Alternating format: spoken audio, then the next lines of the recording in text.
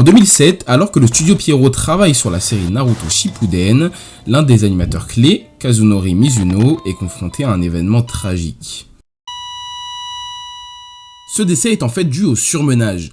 Mizuno faisait des semaines de 100 heures, un phénomène très répandu au Japon, le karoshi. Cet animateur qui aura participé aux moments les plus iconiques d'une œuvre légendaire décéda dans l'anonymat le plus total. Cette histoire tragique n'est malheureusement pas un cas isolé, elle aurait très bien pu être celle de notre protagoniste du jour. Mais pour bien la comprendre, il faut revenir quelques années en arrière. En 2006, dans une des supérettes de la préfecture de Saitama à Tokyo, se trouve un vendeur. Yokinobu Tatsu. Nous sommes en plein été et malgré le manque de clients et l'ennui apparent, c'est le jour de paie. Le montant de cette dernière, 600 €. Pour tuer l'ennui et en attendant sa paie bien trop basse selon lui, Yokinobu gribouille quelques dessins sur des tickets de caisse. Son manager, passant un jour derrière lui, au lieu de le sermonner, lui dit ceci: « Tu dessines très bien, tu devrais devenir mangaka. » Cette phrase qui aurait pu rester anodine va nous offrir l'un des animes les plus populaires de 2025.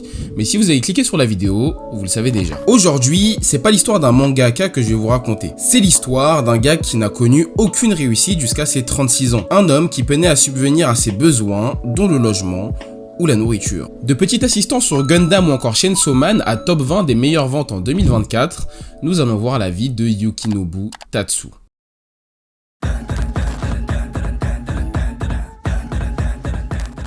Pour bien comprendre la vie de Yokinobu, il faut remonter à l'enfance, plus particulièrement à la primaire où il développe un intérêt tout particulier pour le dessin. Durant son enfance, le petit Tatsu reproduit des cases de Lampo, une œuvre de Tetsuro Ueyama, très peu connue en Occident mais dont on verra l'influence graphique sur Dan Da Dan dans quelques décennies. L'enfance va laisser place à l'adolescence, et avec elle, une autre école commence, celle du chaos. Berserk, Spriggan, Devilman, on verra d'ailleurs l'influence de ces mangas dans son style par la suite. Yokinobu, ça va vraiment être le parcours hyper classique d'un adolescent jusqu'à sa vingtaine. Là où beaucoup de ses futurs collègues mangaka ont suivi un parcours soit artistique, soit en technique, Yokinobu ne va pas les suivre. C'est peut-être là ce qui lui portera le plus préjudice dans son avenir.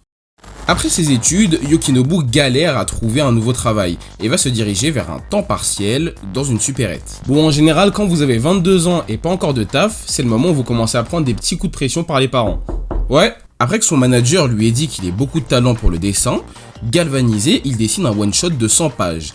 Et là, c'est de la merde. Genre vraiment de la merde. C'est fait au stylo bille, c'est illisible, certes, mais c'est suffisant pour convaincre un éditeur de lui proposer un assistanat. Les premiers pas de Yokinobu dans le monde du manga vont se faire en tant qu'assistant sur un spin-off de Gundam. En vrai, c'est pas dégueu pour commencer. Mais bon, avec le temps et par la suite de la vidéo, vous allez vite comprendre que dans le monde de l'animation, le nom ne fait pas tout. Yokinobu est payé au lance-pierre et pour vous dire à quel point il était à terre, je vais vous raconter une petite anecdote. Un soir de travail classique, alors que la journée s'est finie vers 23h30, Yokinobu est épuisé et veut rentrer chez lui. Il n'a que 100 pauvres yens en poche et il lui reste une semaine avant la prochaine paie. Donc comme les autres mois, il va devoir faire la grève de la faim. Et faut se mettre à sa place les gars. Il a 25 ans, il voit son rêve lui échapper et subit la pression sociale japonaise. Il en est même arrivé à ne plus pouvoir payer son loyer et dormir au bureau. Bref, il est désespéré, et c'est là que sans dire un mot, son maître lui tendit un billet de 1000 yens. 5,80 €. À peine de quoi s'acheter un bol de porc sauté et un café, mais pour Yokinobu, c'est bien plus que ça. Ce geste est vu comme une révélation, un réconfort vital qu'il transposera dans son œuvre plus tard.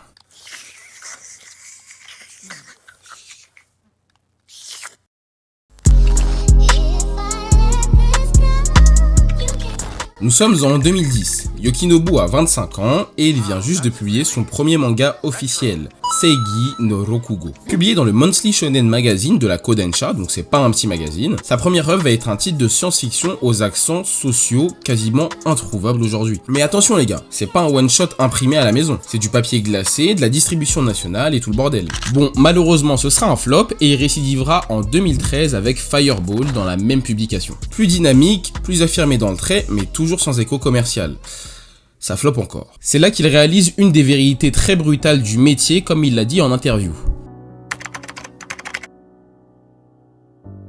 Durant toute cette période, il ne peut pas vivre de ses mangas. Il continue donc à travailler comme assistant chez les maisons comme Kodansha ou la Shueisha pour des auteurs plus établis. Il aide au dessin de planches, à l'ancrage, au décor, il enchaîne les nuits blanches et il vit parfois même sur place, dormant sur un futon plié dans un coin du studio. Il est payé à la planche, souvent en retard, parfois pas du tout.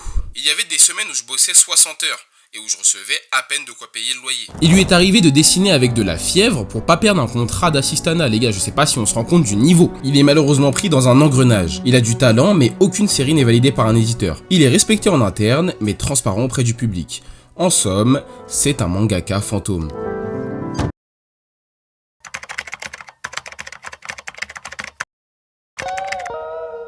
En 2015, Tatsu va rentrer dans ce que les scénaristes aiment bien appeler le tunnel du héros. Ce moment où l'histoire ralentit, où tout s'effondre, où plus rien ne fonctionne. Et dans le cas de Tatsu, c'est littéralement une chute sans fin. Durant cette période, il multiplie les tentatives de percer dans le Weekly Shonen Jump, le plus grand magazine de manga au Japon, pour ceux qui connaissent pas. Mais chaque essai est un échec.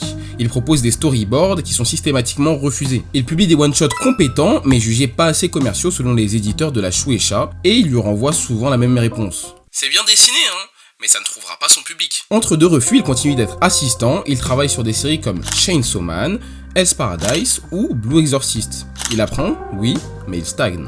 Pendant ce temps-là, on le rappelle, sa situation financière est très précaire, il n'a pas de contrat stable, il est dans un tout petit appartement, mange peu, dort mal et perd du poids. Et surtout, il a 34 ans. C'est ce qu'on appelle plus communément un burn-out. Syndrome touchant énormément de salariés au Japon, combine une fatigue profonde, un désinvestissement de l'activité professionnelle et un sentiment d'échec et d'incompétence dans le travail.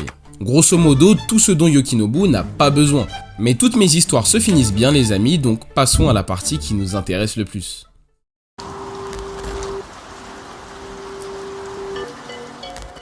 Fin 2019, Tatsu est à bout. Il a connu des refus répétés, les one-shots fantômes, les manuscrits non lus, et son corps est fatigué. Son esprit est au beurre du burn-out, il pense sérieusement à tout arrêter, mais c'est là qu'un homme va tout changer. Je vous présente Shihei Lin, éditeur de Chainsaw Man, Spikes Family, Hell's Paradise, et bien plus tard, Dandadan. Lin, c'est un éditeur atypique chez la Shueisha. Il croit profondément au potentiel des auteurs marginaux, ceux qui ne collent pas aux grilles habituelles du Jump en gros. Lors d'une réunion, il dit à Tatsu: ce n'est pas toi le problème, c'est juste que le système ne te comprend pas encore. Et il lui propose une alternative salvatrice, devenir assistant chez Tatsuki Fujimoto. Vous le connaissez, je le connais, mais je vais quand même vous le présenter. C'est l'un des protégés de Lin, et en ce moment il travaille sur une toute petite œuvre qui va faire un petit peu de bruit.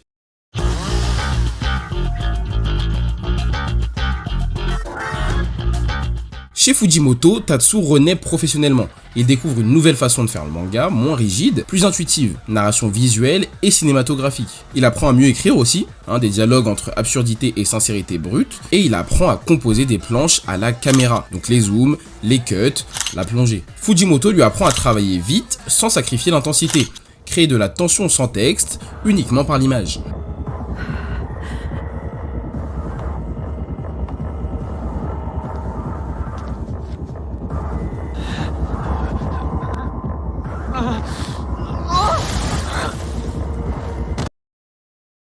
Pendant cette période, Tatsu va aussi assister à Yuji Kaku, donc l'auteur de Hell's Paradise, et Tatsuya Endo, l'auteur de Spy X Family. De Kaku, il va apprendre la précision du rythme narratif, le sens de l'escalade dramatique dans les combats, et la façon de clôturer un chapitre par un cliffhanger.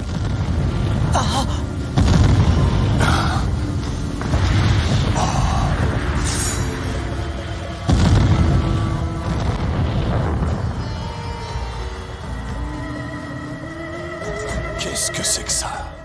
Et grâce à Endo, il va comprendre l'art du contraste, l'humour posé dans le chaos, et le rythme qui berce inconsciemment le lecteur. Bref, il est à l'école, et il va apprendre tout ce qu'on va avoir dans Dandadan. Pendant presque 2 ans, il va apprendre dans l'ombre, et préparer sans le savoir, sa propre explosion. En 2020, alors que Chainsaw Man est en train de conclure sa première partie, Lin passe un coup de fil à Tatsu, et il lui dit, presque comme un conseil de psychologue: dessine ce que tu veux.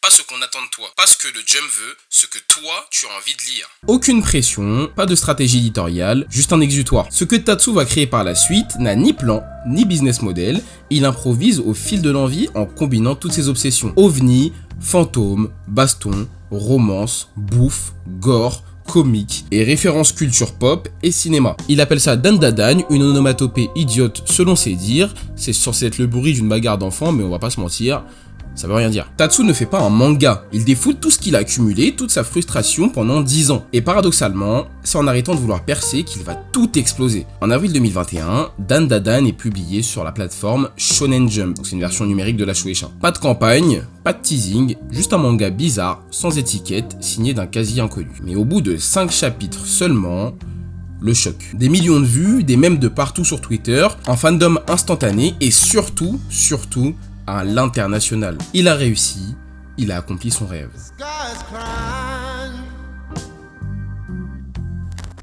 Après 10 ans de galère, de pages refusées, de dessins recommencés, de bol de riz sauté comme seule récompense d'une journée d'assistanat, Yokinobu Tatsu a pris sa revanche. En 2024, Dan Da Dan devient un anime événement produit par le studio Science Saru. Diffusé sur Netflix, Crunchyroll, Manga Plus, l'anime explose tous les records. Porté par une animation frénétique, une énergie folle et surtout, un cœur immense. Mais Tatsu, lui, ne change pas. Il reste obsédé par les détails au point de redessiner les expressions de Momo jusqu'à ce qu'elles soient aussi mignonnes qu'il l'imaginait. Il mélange dessin à la main et numérique, dans un souci de précision devenu presque luxueux à l'heure des délais hebdomadaires. Yokinobu Tatsu, c'est l'histoire d'un gars banal, un peu paumé, qui a voulu raconter des trucs bizarres sur les fantômes, les extraterrestres et l'adolescence. Et qui, sans le vouloir, a offert à toute une génération de lecteurs un espace de rire, de peur, d'amour et surtout de réconfort.